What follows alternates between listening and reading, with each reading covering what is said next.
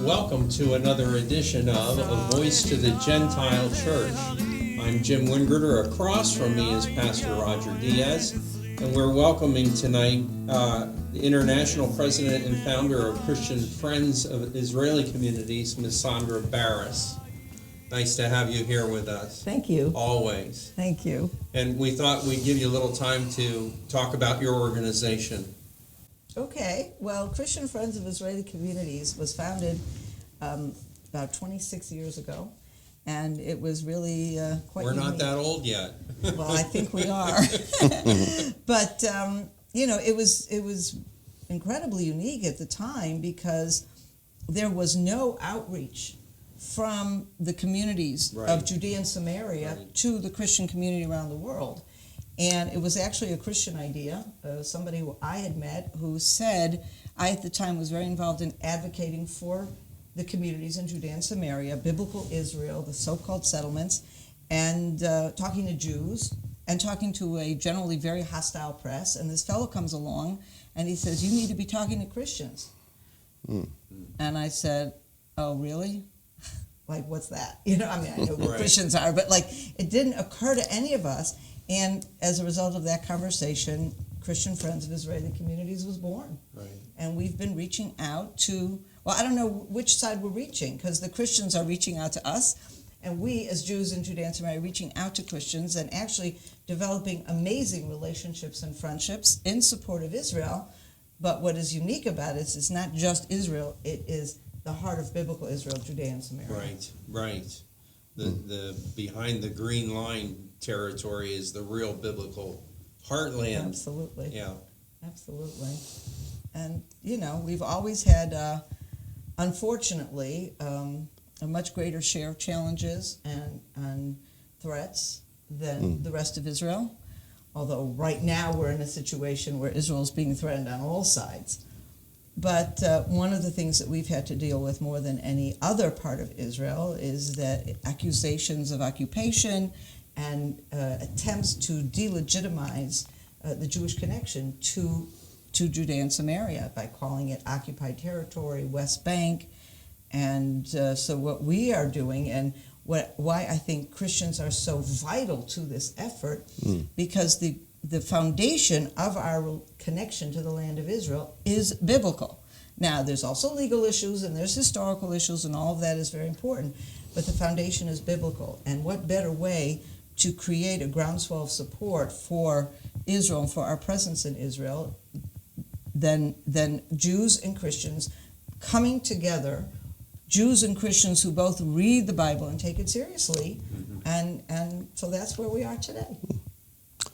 So, Sondra, we have a few questions for you.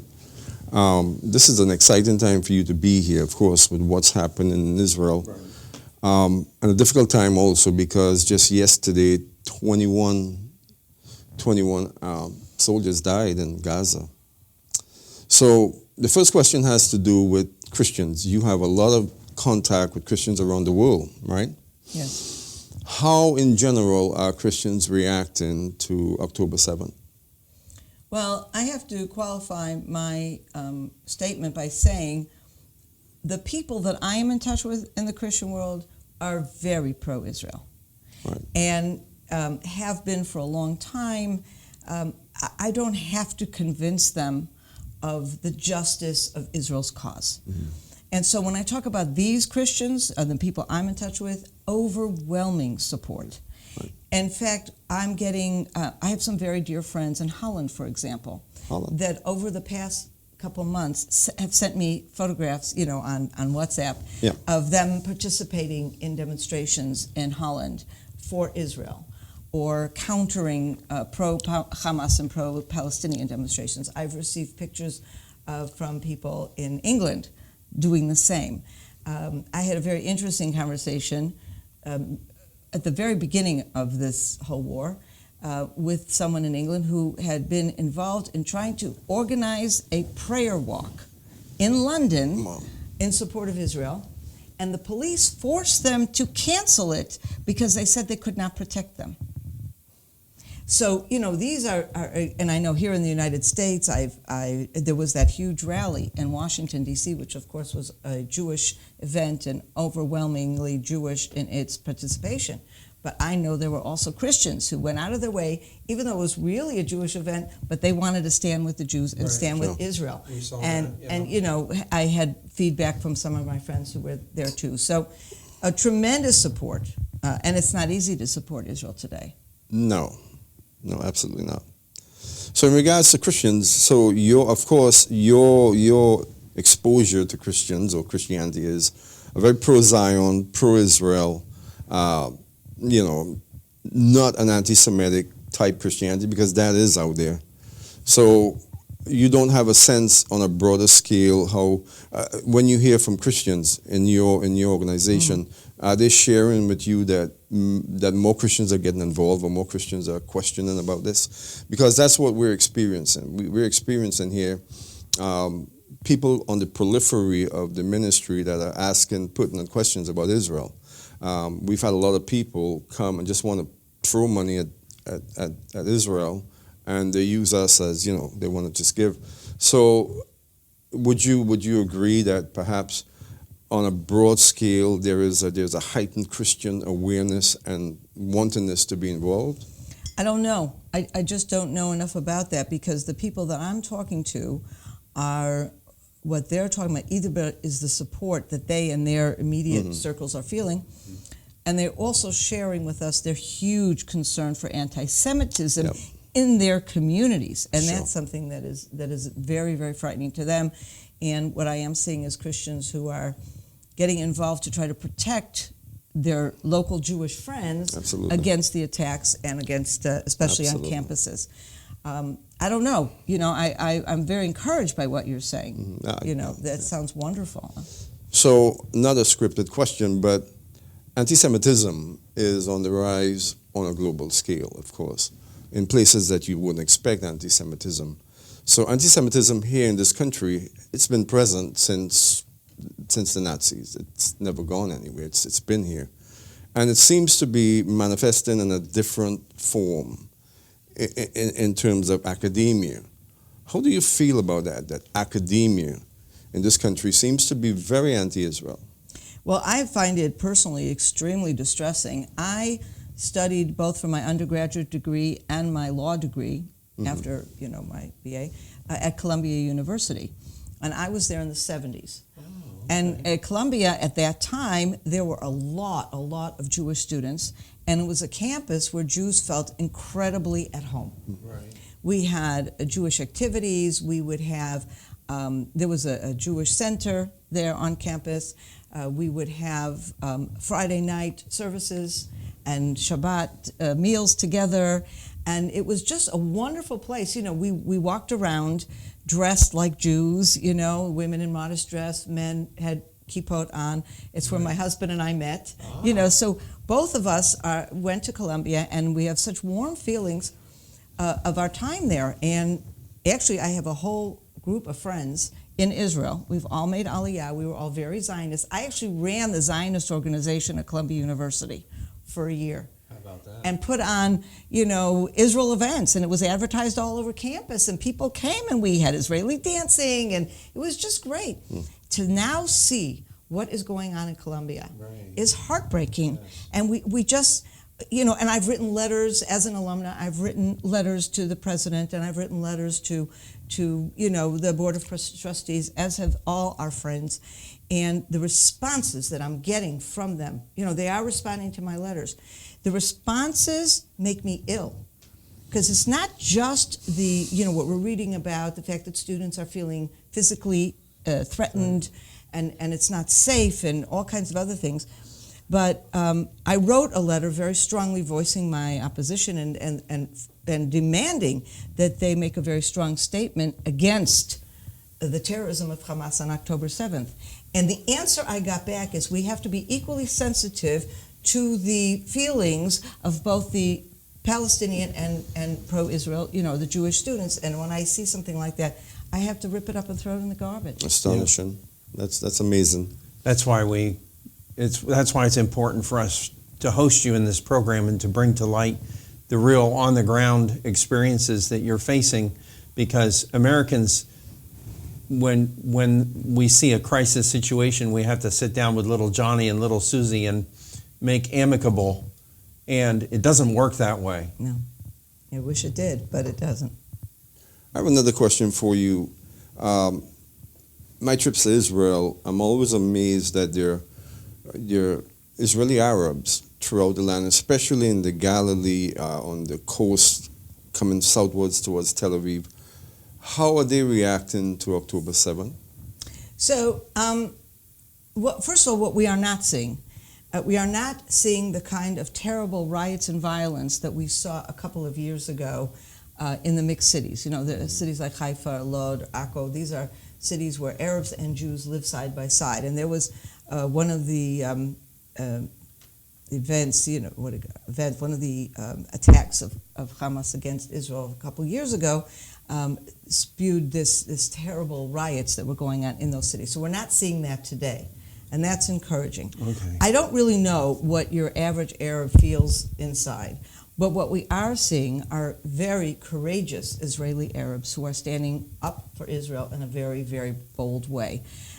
There's a fellow named Yusuf Haddad. I don't know if you've seen him at all. Mm-hmm. He is doing a lot of work on social media.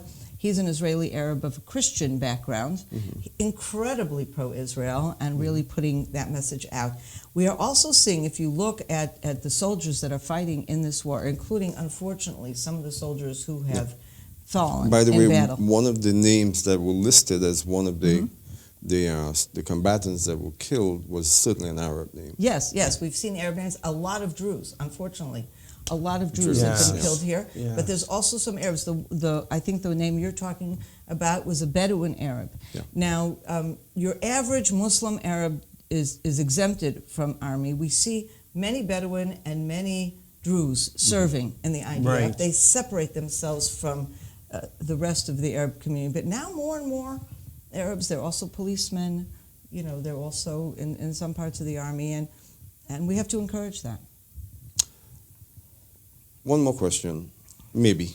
We'll see. What is your opinion? What is your view on how Israel's government, the leadership in the Knesset, should take in regards to leading Israel into the future at this point?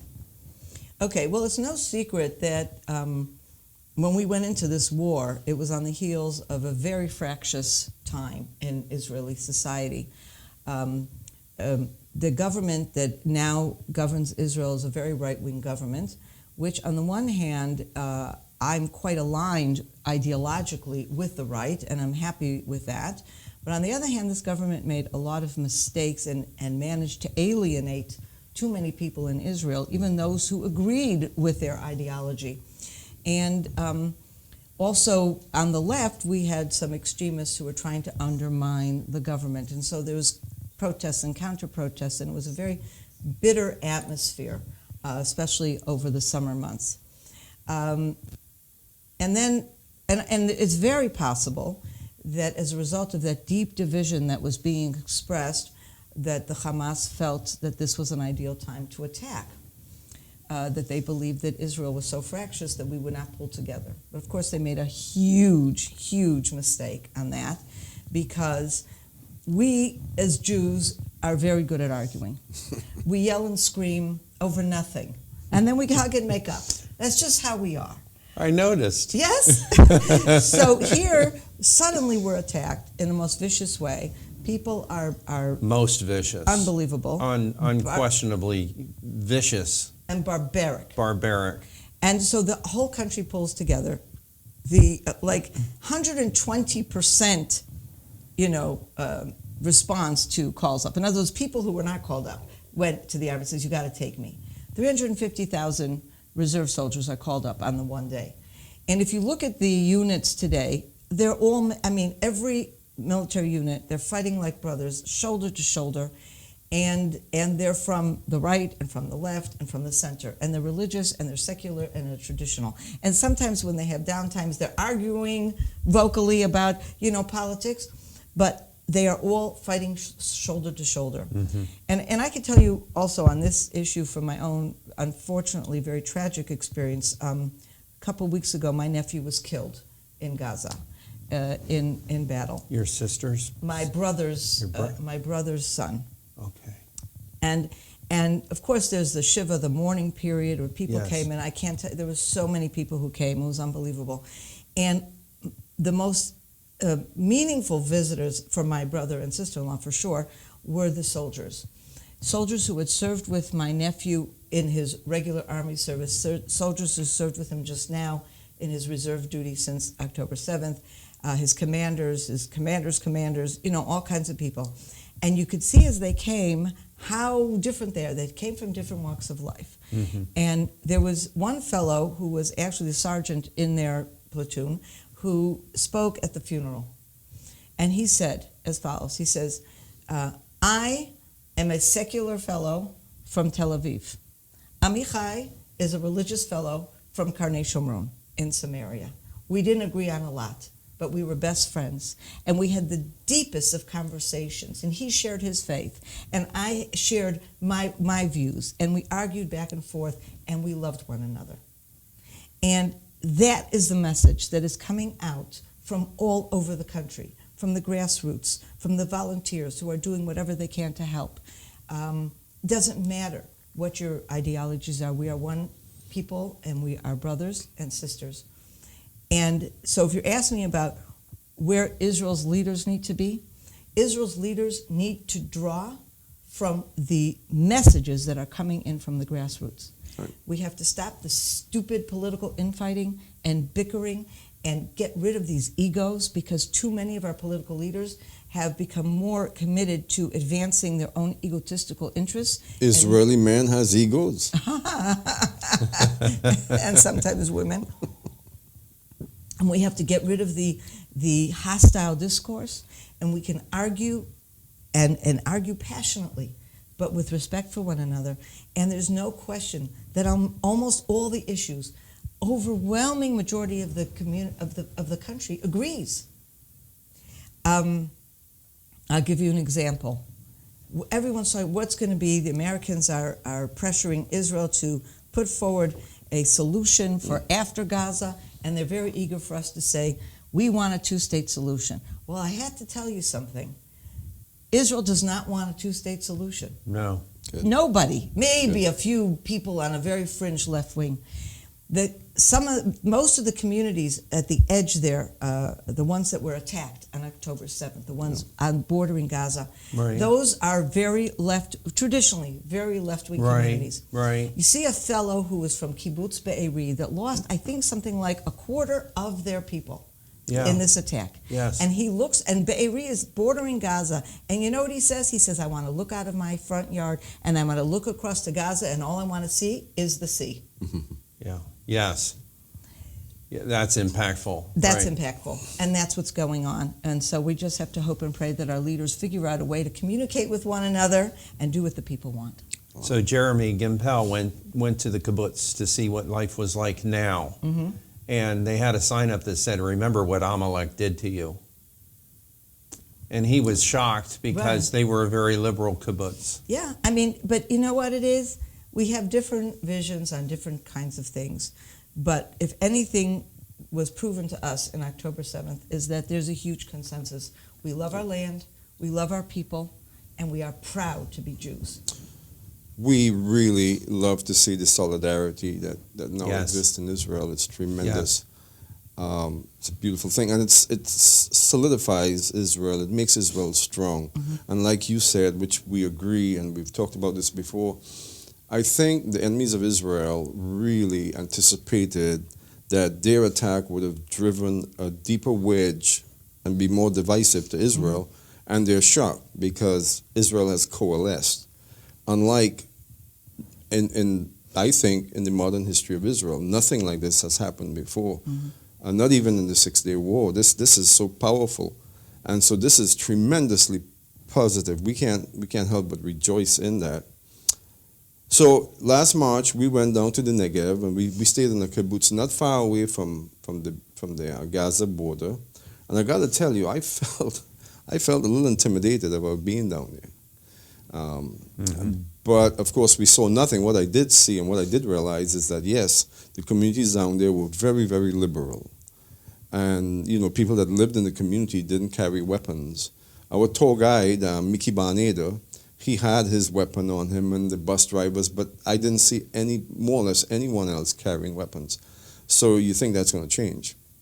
Oh, that's already changed. All right. Yeah, absolutely. Well, one of the things, whether or not an individual carries a weapon, it's a personal decision. But what was really terrible, every community has a rapid response team, at least if they're in a border area. And those communities all had rapid response teams. But a few weeks or months before the attack, for some reason that I cannot fathom, the Israeli government decided, or the military or the Ministry of Defense, someone in the authorities decided that the members of the rapid response teams on these border communities don't need arms. And they took back all their arms. Ugh. The long guns, the M16s, and said they took them back. And so on October 7th, when the terrorists came in, a few people had some pistols, but they didn't have proper guns. Right. And this is what they were trying to defend the kibbutz against, dozens of very well-armed terrorists coming in at once. Right, amazing. It's terrible. Amazing. Okay, so that's pretty amazing. So generally, I'll ask one more question. I did say one, but one more question. Generally, you have an optimistic feel about Israel at this time, going forward and dealing with, the West Bank. I know that recently the Mossad got a hold of the leader of one of the organizations in the West Bank that was planning some sort of a surge into the communities. So that's positive. So generally, do you have a good feel about where Israel is right now? Well, I have to tell you, I am by nature an optimistic person. Oh, okay. And I think one of the things that helps me be optimistic is my faith. Because God has promised that he will never forsake the Jewish people. And he also promised that he would return us to our land, never again to be uprooted. Right. If you Right. remember the last verse of Amos. And I believe that we are now living in that time that Amos prophesied. And Right. that we have a restoration now in Israel like never before. For the first time ever, we have a true ingathering of exiles from the four corners of the earth, which we never had that kind of situation. And so I have to believe that we are not going to go backwards, that we are only going to go forward. That we're seeing the Gadol Geula. Absolutely. Right. But that doesn't mean that we're not going to have Troubles. difficult times, challenges, etc. I am very concerned about these coming months. Every day waking up and seeing the news and more people, and of course today was a horrific day, learning that 21 soldiers were killed yesterday. And Horrible. There's so many people that we each know. We have no degrees of separation in Israel. Every single time they put an announcement of soldiers who have been killed, you tend to know somebody who knows somebody, Who's related. Who's related, who's their neighbor, who's whatever. So it's a very, very difficult time. And I don't know where we're going to end up. I can't draw that picture for you. But I believe that given the fact that the nation is so united in its determination to defeat Hamas on the one hand, to bring the hostages back on the other, and to create a situation where our communities will never again be threatened at the level it was. And that also includes in the north, and it also includes in Judea and Samaria, which is a third front that is going on and is not getting as much press, but there is constant threat. And in fact, that's one of the things that we're involved with at Christian Friends of Israeli Communities, raising funds to make sure that each of these communities in Judea and Samaria have the security equipment they need to defend themselves. Right. So that if there is an October 7th, again, hopefully never, but we have to be prepared. We cannot put those, rosy shaded glasses on anymore. We have to stare reality in the face and realize next door to my community is a village called Azun, and in that village is full of Hamas. Now, over the past few weeks, the IDF has gone in and they've arrested people, but we know there's a never-ending supply. We have to make sure that if 50 Hamas people from next door walk across to our community, it would take them exactly 5 minutes to get there, that we are prepared. Right. And this is so we can be optimistic, but we have to be realistic and we have to be prepared. So why don't you take a few moments and lift up your organization, and so our viewers can get a sense for what the need is and what you're asking for. So right now, our greatest need is to make sure that we have the emergency security equipment we need in each and every community. Most of our communities are extremely vulnerable. They are surrounded by hostile Arab villages. And while we have the army is nearby, we rely heavily on the rapid response teams who are civilians. And we need to make sure that they have the communications equipment they need. We need to make sure the community has drones, surveillance drones. We need to make sure they have cameras of all kinds, and fences with alerts. I can tell you that last week there was an attempted infiltration to Adorah, which is a small community in Judea south of Hebron. We had installed, we together with we had partnered with the army on this, installing a fence with sensors and warning system and cameras. And it was thanks to these systems that these terrorists were caught before they could enter the community. And they had a whole range of weapons with them. And so this is an example of a success, but we need to replicate that success everywhere because the Arabs surrounding us are always going to try to kill us.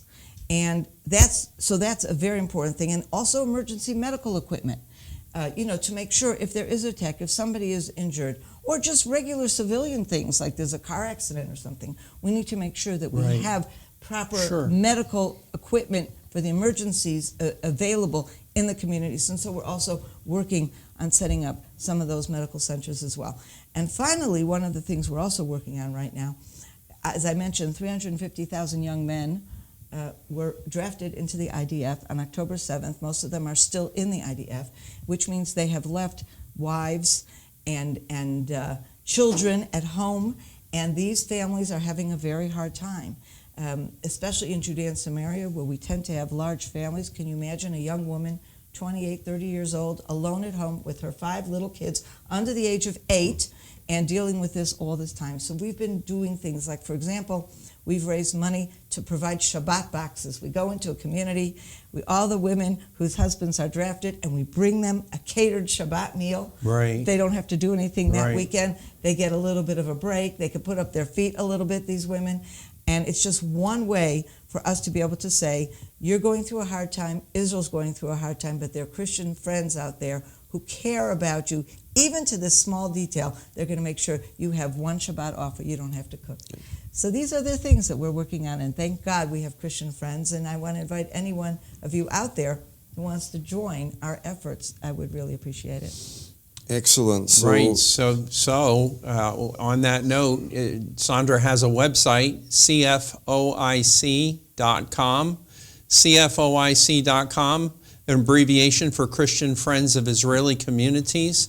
On that website, you can go to an icon that's designated for donations, and you can make a donation. You can set up a monthly donation program that helps them the most, and it doesn't kill your wallet. CFOIC.com. All right, so Sondra, we really appreciate your willingness to come out and support your organization. You did retire, but you're not retired right at this moment. You're still working. I retired as director, but I am continuing to be. I see you coming out on a need-to basis, right? That's how I see it.